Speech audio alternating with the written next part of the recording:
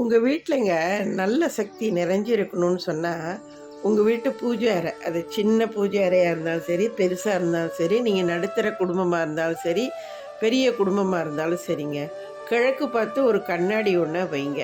கண்ணாடிங்கிறது மகாலட்சுமியோட அம்சம் நிறைஞ்ச ஒரு பொருளுங்க அது.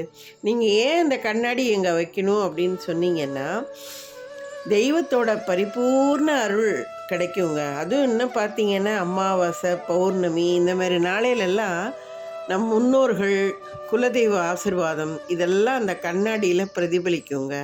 நீங்கள் இந்த மாதிரி கண்ணாடியை வச்சு வழிபட வழிபட கண்டிப்பாங்க உங்கள் வீட்டில் ஒரு நிச்சயம் ஒரு நல்ல ஒரு அதிர்வலைகள் ஏற்பட்டு கண்டிப்பாக ஒரு மாற்றம் உங்கள் வீட்டில் நீங்கள் உணர்வீங்க.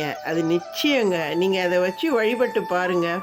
அப்புறம் தெரியும் உங்களுக்கு அதோட மகிமை என்ன அப்படிங்கிறது.